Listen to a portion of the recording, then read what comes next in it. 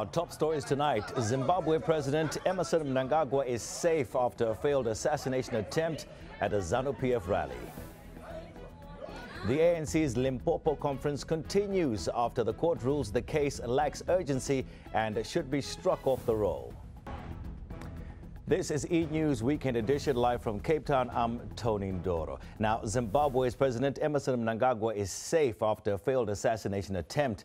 Mnangagwa was in Bulawayo for a ZANU-PF election rally on Saturday. A spokesperson confirmed Mnangagwa is now at State House in Bulawayo. The blast went off while he was on stage. Several people were injured at the stadium. Mnangagwa was accompanied to the rally by his deputy, Constantino Chiwenga. General elections are scheduled to be held in Zimbabwe at the end of next month. Let's go now live to Harare, where our reporter Pindai Dube joins us on the line. Pindai, thanks for joining us.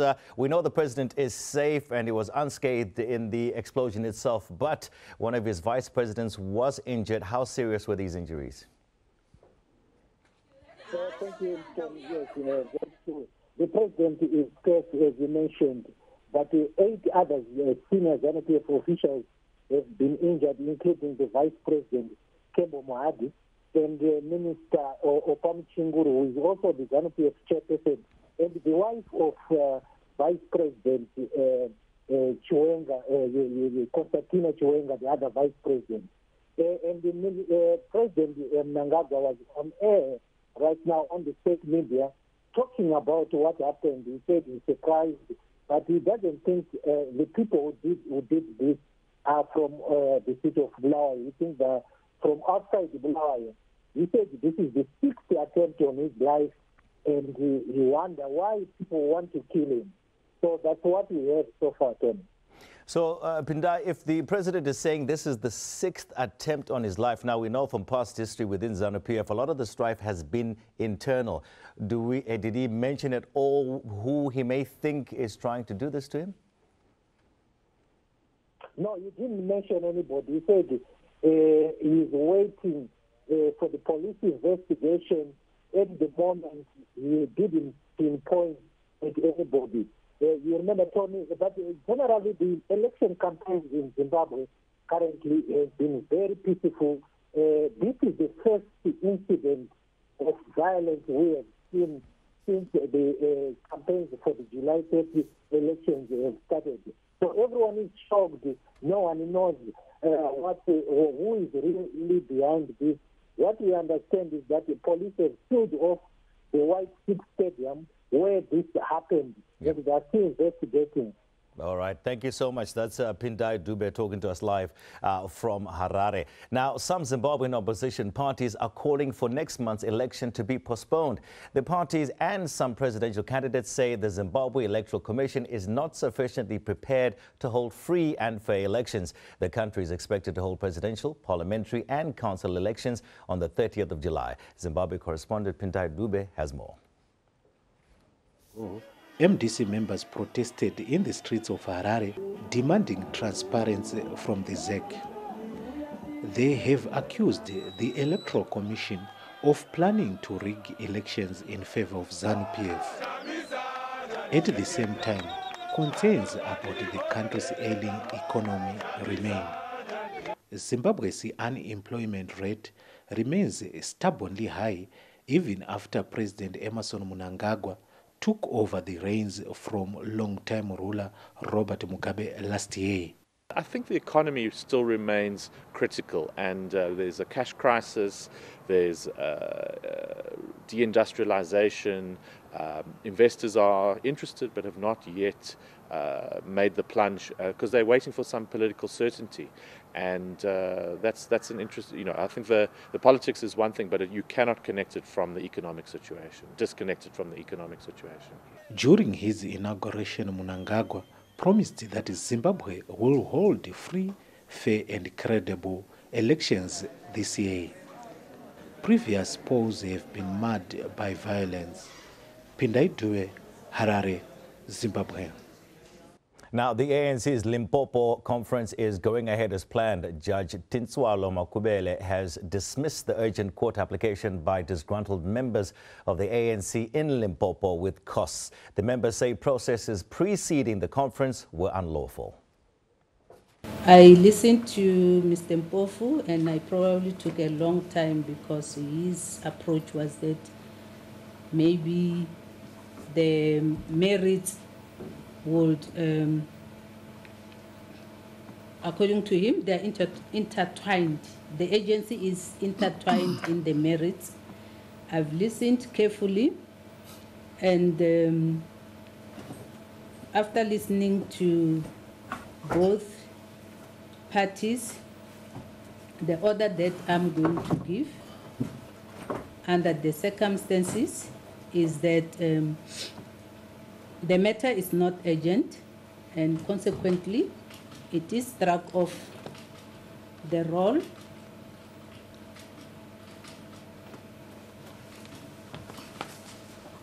with costs. Okay, let's go now live to Limpopo. We're joined by our reporter Samkele Maseko. Samkele, very good evening. Thanks for joining us.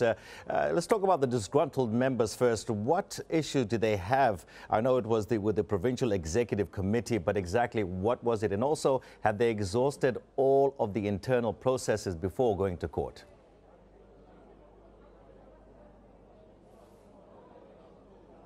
Well, Tony, what we can say is that they say that it exhausted all internal processes of the African National Congress on Thursday evening, late at around 7 o'clock in the evening till about 9 or 10. They were locked in a meeting at Franz Muhlala House, the provincial office of the ANC, with the ANC's National Dispute Resolution Committee, along with some NEC members who were deployed to the province to try and find a political solution before they went to court. The two parties failed to meet one another, and then Friday afternoon, they served the ANC's SGO office at Luthuli House with an intention, with court papers rather, trying to interdict the provincial conference from taking place, prompting the ANC to respond and for the matter to be heard today starting at about 10 to 12 to hear this matter, which you can hear earlier on Judge Makubele striking the matter off the roll with cost, saying that it's not an urgent matter, as the applicants knew as early as February, that February 14, that the PEC's term of office has expired, and also saying that the PEC does not run the conference. The PEC only constitutes about 10% of the conference, and 90% of the conference is a conference of branches, and branch delegates are the one who choose the leadership and not the PEC, thus striking it off the roll. But these members who took the ANC to court are voicing their disgrievance. They are voicing their dissatisfaction with how the ANC's branch general meetings went about in the region, such as Pitamukaba, and how the PEC disbanded the REC of Pitamukaba and made it into an RTT, along with the term of office of the PEC that expired on the 14th of February this year. All right. Thank you so much, Sam Kelly, just for updating us on what's going on, or what happened a little bit earlier on in Limpopo. All right. We move on now. The NUM's newly elected leadership is planning on a massive recruitment drive around Rustenburg and Carltonville. National Union of Mine Workers President Joseph Muntisetse says he wants to reclaim territory lost to rival unions. Muntisetse defeated Pete Matosa in a tightly contested election, while David Sipunzi retained his position as General Secretary. Our reporter Kailihle Kumalo has more.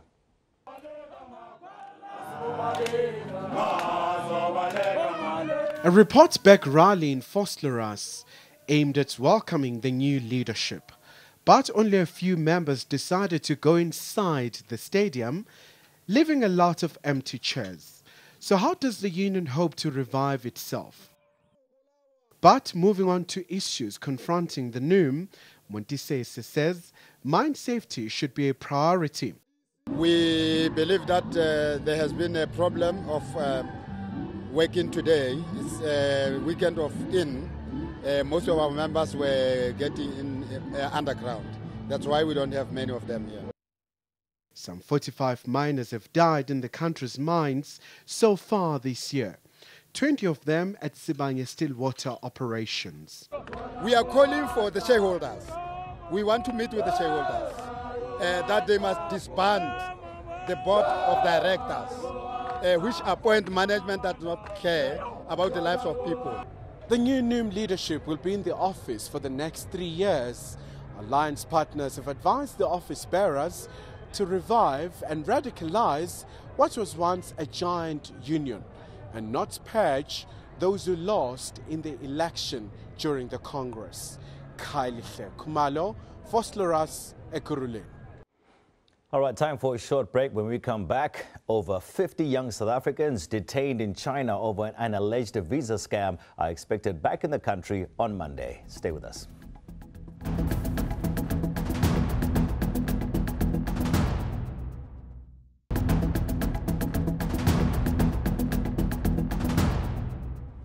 Welcome back. Now, over 50 young South Africans detained in China over an alleged visa scam are expected back in the country on Monday. They were enrolled on a program for teaching English to Chinese pupils. Authorities confiscated their passports 6 weeks ago, saying they had the wrong documentation, but the group blames its travel company for the mishap. Our reporter Gerard Pretorius gives us the details. Charles Venter says he can't wait to see his son back on South African soil. 20-year-old Renier is a part of a group of 53 young people recruited to teach English in Chinese schools. They just completed a 2-week-long orientation course at a university in Changchun in northern China. But authorities seized their passports, saying they couldn't go out to work using student visas. Venter says he's grateful for the support the students are receiving from the university. It is like a normal student dorm. It is clean, it is healthy, and that's all you can ask for, is the kids to be safe under one group, and the university did not have to look after the kids. And that is what we are so thankful for as well. The young people's spirits remain high. I think the saving grace is the fact that all 53 kids were together.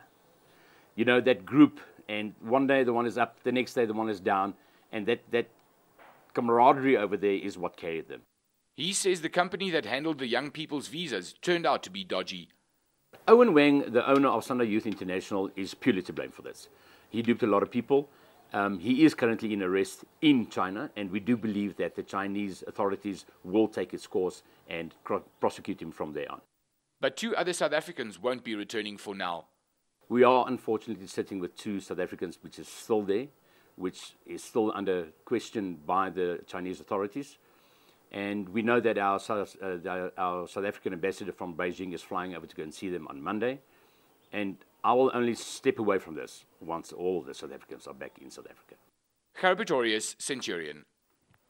Now, the effects of a fire that tore through Imizamo Yethu in Hout Bay are still being felt more than a year after the event. Thousands have been displaced. Many are still living in temporary structures provided by the city of Cape Town, while others have gone back to rebuild on the very same site.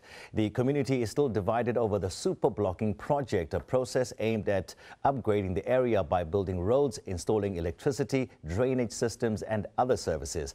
Our reporter Peladi Setusa unpacks. This area on the slopes of a mountain in Hout Bay is still in the grips of a deadlock. Some Imizamo Yethu residents who were victims of a devastating fire last year rebuilt on the same space out of frustration. Into endibangela uba ndiphinde ndakhe kungenxa into uba bengenawukwazi ukuyohlala ententeni emveni koba kutshile. Bekunyanzelekile uba mandiphinde ndibeke indlu yam because andinawukwazi ukuphila ubomi basententeni. I couldn't stay with my family in the tents. They're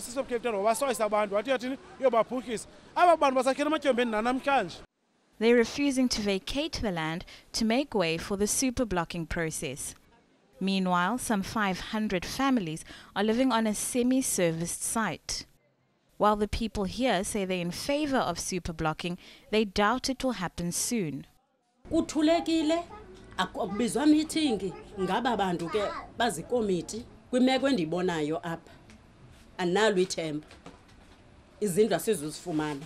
In a statement, Ward Councillor Rob Quintus says the process to obtain a court-ordered eviction is underway, with a judgment expected in August. If granted, the construction can continue by September. Piladi Situsa, Cape Town.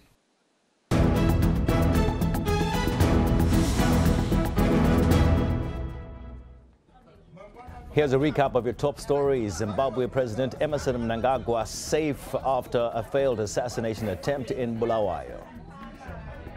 And Stan Mathabata is elected unopposed as Limpopo provincial chairperson, while the court rules the case to hold the provincial conference lacks urgency and should be struck off the roll.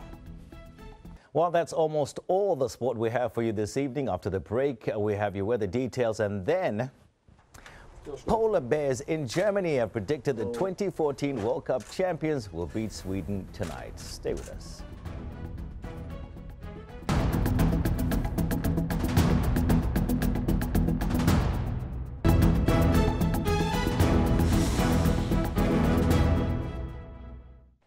Good evening, everyone, and welcome to the Weather Center. We're going to start off Sunday with partly cloudy to cloudy skies over the western areas, resulting in light rain and drizzle in the morning for the southwest coastline and the adjacent interior. But things will dry out over these parts of the country later on in the day, and we're going to see mostly sunny skies for much of South Africa. However, towards the late afternoon hours, we should see quite a bit of cloud creeping into eastern KwaZulu-Natal and late in the evening into southeastern Mpumalanga. We're also going to see quite a bit of fog and low-level cloud moving on to the west coast ahead of this cold front which hits our shores as we go through Monday. In the meantime, here's how your Sunday is going to look like in your part of South Africa.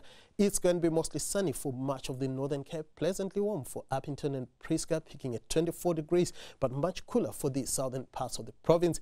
We start off the day with a bit of drizzle in places over the western areas of the Western Cape, including Cape Town, but it will become partly cloudy and dry over these areas in the afternoon, with Cape Town warming to around 17 degrees. Clear skies are forecast across the Eastern Cape, where it's going to be mild throughout the day. However, a very chilly morning is forecast for the northern parts of the province. Partly cloudy skies are forecast late in the afternoon for the KZN coastal areas. It's going to be pleasantly warm for the province, with Durban reaching a high of 24 degrees. On the other hand, it's going to be sunny for the Mpumalanga province, mild for the Highveld, but pretty warm for Mbombela, peaking at 28 degrees. We're also expecting a very warm day for the Limpopo Lowveld areas. Sunny skies for the province. A high of 24 is forecast for Polokwane. We're also going to see fine conditions across the northwest Zeerust and Rustenburg, both peaking at around 25 degrees. A cold start to the day for the Free State. It will be mild in the afternoon with clear skies expected for much of the province. Gauteng should also be cloud-free with highs in the lower to mid-20s, but it will also be cold for the province on Sunday morning. Now, looking ahead to Monday, we're expecting partly cloudy skies for the western areas with light rain around Cape Town. It's going to be sunny for the rest of the country. However, on Tuesday, partly cloudy skies are forecast for much of South Africa.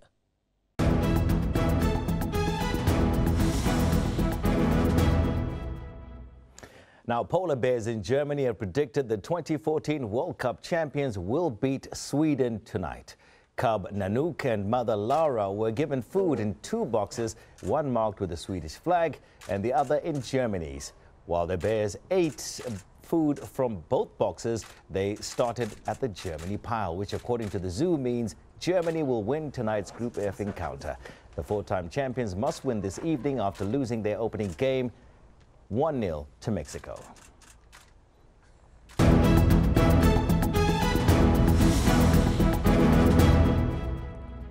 As a recap of our top stories, Zimbabwe President Emmerson Mnangagwa is safe after a failed assassination attempt at a ZANU-PF rally. The ANC's Limpopo conference continues after the court rules the case lacks urgency and should be struck off the roll. Well, that's a wrap from the eNews team here in Cape Town. Until tomorrow evening, good night.